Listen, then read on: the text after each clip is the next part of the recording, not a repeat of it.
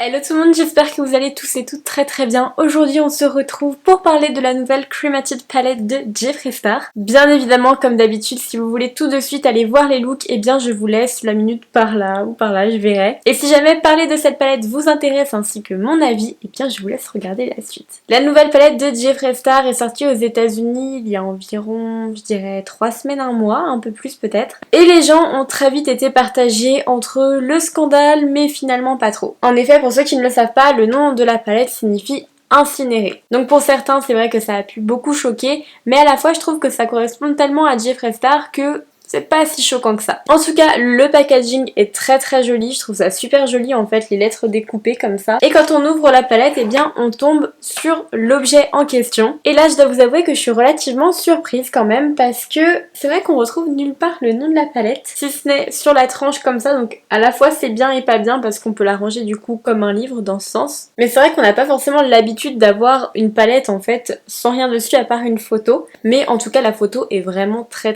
jolie, je la trouve très réussi. Donc c'est une photo en noir et blanc qui rappelle les couleurs de la palette et on voit Jeffree Star en fait qui part en fumée. Quand on a vu le teaser de la palette pour la première fois, honnêtement je m'attendais à ces couleurs mais je pensais pas totalement à ça. Mais je pensais vraiment qu'on allait avoir en fait des peps de couleurs à l'intérieur, par exemple un jaune fluo ou un rose fluo pour vraiment casser complètement le style. Donc voilà comment se présente l'harmonie de teintes. On a 24 fards et chacun font 1,5 g, ce qui est assez énorme. La première fois que j'ai vu cette palette, je me suis dit il y a peut-être trop de fards qui se ressemblent. Et en fait, eh bien, en regardant les swatchs de différents influenceurs ou même ceux de Jeffree Star, je me suis rendu compte qu'il y avait beaucoup de nuances, c'était très joli. Au niveau des fards, on a des fards mat, on a des fards irisés et on a des fards qu'ils appellent un petit peu métalliques. Mais alors, je trouve qu'honnêtement, c'est très positif parce que les métalliques, en fait, on a l'impression que c'est de la crème, de la poussière de paillettes un petit peu, c'est super intense, c'est vraiment magnifique. Donc c'est vrai que quand on la regarde un peu plus en détail, oui on a des gris, des cendrés, tout ça, mais en fait on a aussi des marronnés, juste là un petit beige, on a aussi des kakis, juste là et là. Et c'est vrai que du coup ça donne une toute autre dimension à la palette, une dimension peut-être un peu plus profonde et peut-être un peu plus nuancée. Ça me semblait logique connaissant Jeffree Star, mais je tiens quand même à le mentionner, la palette est bien évidemment vegan et cruelty free. Et au niveau des formats, eh bien si vous avez la Jawbreaker, c'est exactement le même format avec le même style de panne. Vous pourrez trouver cette palette bien évidemment sur Beauty Bay, peut-être également Morphe puisque la marque a débarqué, et également chez Marionneau. Actuellement à l'heure où je filme, elle est arrivée que sur Beauty Bay et il me semble qu'elle est déjà en rupture de stock. Mais dans tous les cas, elle va être aux alentours de 65 € puisque sur Beauty Bay elle est à 65 €.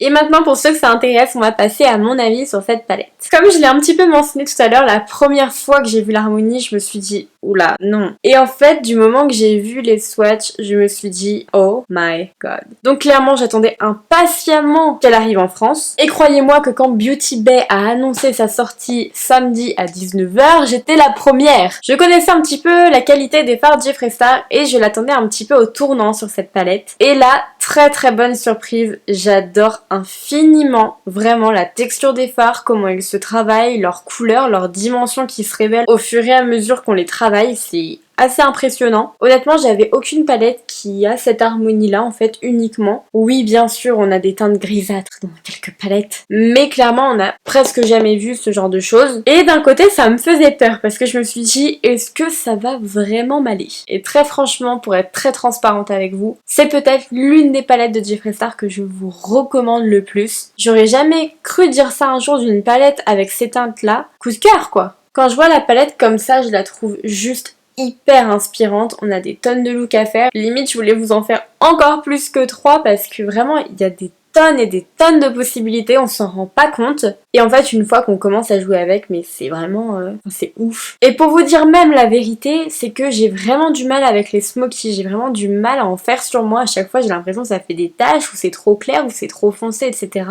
Là, j'ai travaillé les fards, je les ai estompés, et les couleurs étaient tellement parfaites que je me suis dit, mais en fait, les smokies, bah c'est super beau. Vous allez le voir dans les looks qui arrivent, j'ai jamais, avec ces teintes-là, créé des looks aussi vite et aussi inspirant. Bien sûr, j'ai essayé de varier un petit peu et de faire des choses simples, faciles à reproduire et pas trop extravagantes. Par exemple, sur ce genre de look là, j'aurais de moi-même rajouté quelques petits strass. Que vous dire de plus? Je pense que j'ai tout dit. Vous savez que bah, du coup j'adore cette palette, je vous la recommande à 2000%, mais vraiment, si vous avez l'occasion de la tester, franchement ça vaut le coup. Alors n'hésitez pas à me dire si vous, la palette vous intéresse, si vous l'avez testée ou si au contraire elle vous intéresse pas du tout. Dans tous les cas, moi je vous laisse avec les 3 petits looks que j'ai réalisés. Si vous n'êtes pas encore abonné à la chaîne, bien évidemment, je vous laisse appuyer sur le bouton s'abonner juste en bas de la vidéo. Et puis pourquoi pas me laisser un petit pouce en l'air qui me fera super plaisir. Allez, c'est parti! Bon allez, on commence ce premier look dès très tôt le matin. Attention, j'ai une tête super fatiguée. Je commence donc par appliquer mon anti-cerne en tant que base à paupières que je viens ensuite fixer avec la teinte Death Blow. Ensuite, dans mon creux de paupière, je viens placer la teinte Last Respect. En fait, c'est un marronné grisé super joli qui tire un petit peu même sur le kaki.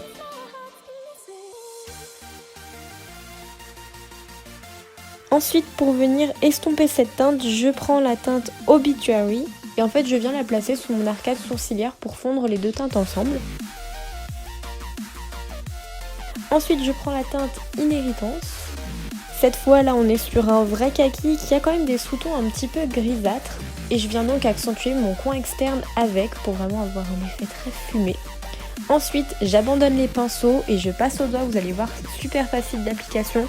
Je prends la teinte Last Look que je viens mettre un petit peu par-dessus le kaki que j'ai posé. Ensuite, avec la teinte Mausoleum, je viens continuer le dégradé. On est sur un marron un petit peu plus clair. Et ensuite, avec la teinte Afterlife, je viens finir dans mon coin interne. Ensuite, avec un petit peu d'eau micellaire et de démaquillant, je viens nettoyer les contours de ma forme. Petit trait de liner, évidemment. On passe au sourcil. Ah, ça serait tellement bien si ça pouvait aller aussi vite dans la vraie vie.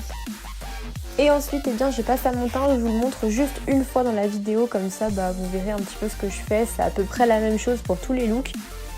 Je commence par une base. Ensuite, je mets mon fond de teint Born This Way de Too Faced en teinte Pearl. Je viens corriger les petites imperfections ainsi que mes cernes avec le correcteur Born This Way en teinte Cream Puff.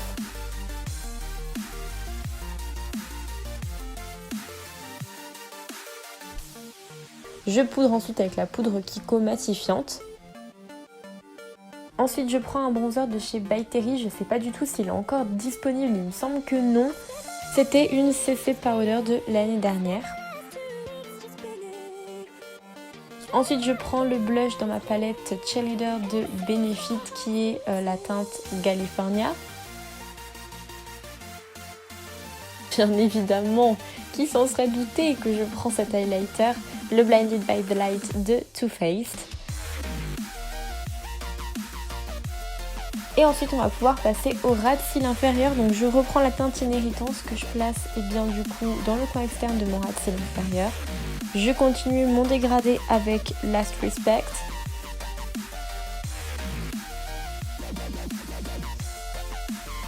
Ensuite, je crayonne mes muqueuses, un petit coup de mascara.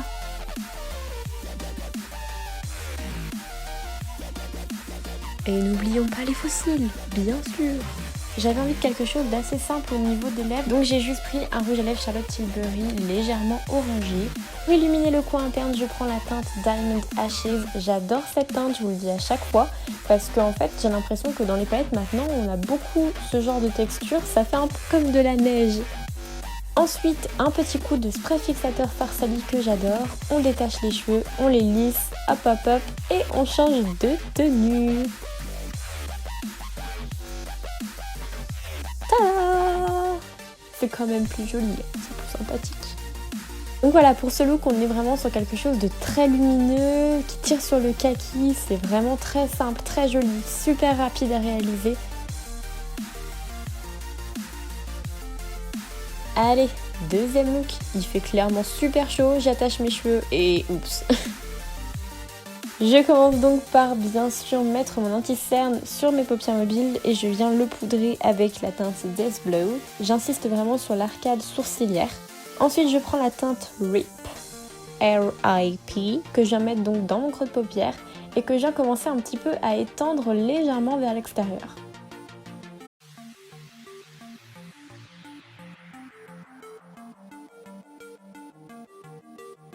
Ensuite, j'arrivais pas à me décider entre la teinte Elogy et Life Insurance, donc j'ai pris les deux. Et donc j'ai fait mon dégradé avec la première teinte. Ensuite, on passe aux choses sérieuses. J'ai pris la teinte Hers, qui est le noir, et oh mon dieu, que le noir est pigmenté, faites attention.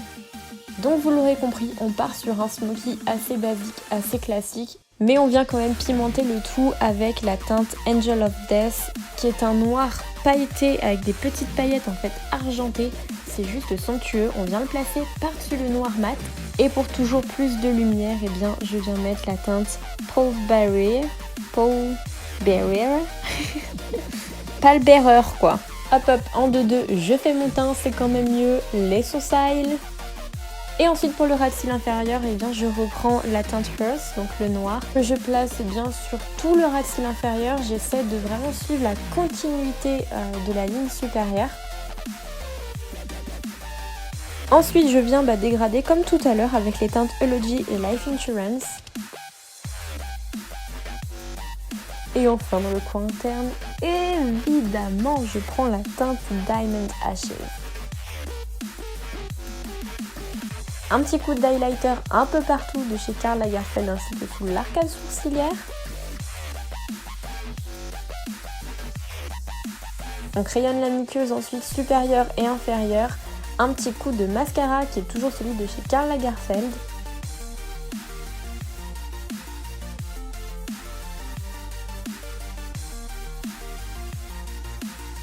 Et ensuite, eh bien, on passe au faux cils.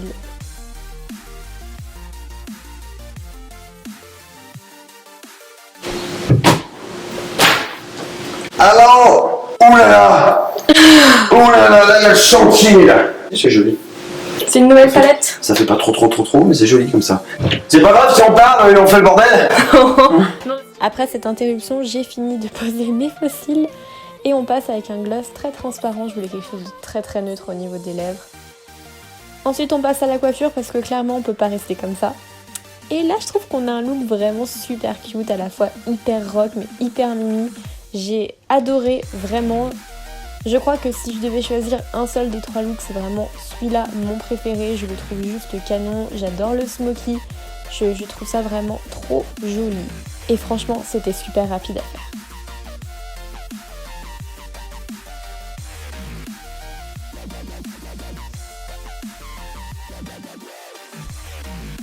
Allez, on termine avec le troisième look et toujours une tête de neuneu. Donc on commence par poudrer l'anti-ferme avec la teinte Burial Glown.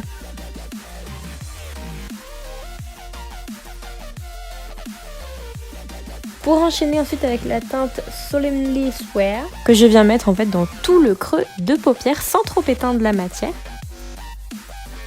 On continue ensuite le dégradé avec la teinte Life Insurance.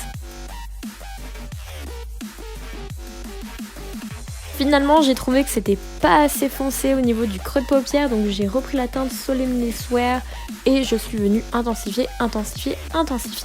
Et là, j'ai commencé à former en fait la fin de ma forme, une sorte de petit étiré tout basique. Ensuite, j'ai pris la teinte Grave Digger que je suis venue placer dans mon coin externe ainsi que dans mon coin interne pour former en fait un halo. Pensez bien à estomper si jamais vous avez des taches, c'était pas mon cas, mais pensez bien à re-estomper si nécessaire. Ensuite, pour le centre de ma paupière mobile, je prends la teinte Death Certificate.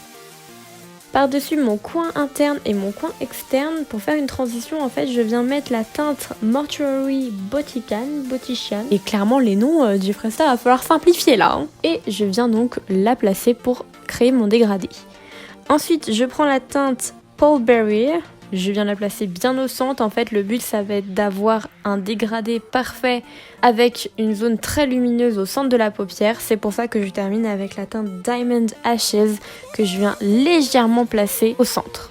Et ensuite, pour le ras de cils inférieur, je reprends la teinte Grave Digger que je place dans mon coin externe, dans mon coin interne également, pour reproduire ce qu'on a fait plus haut tout à l'heure.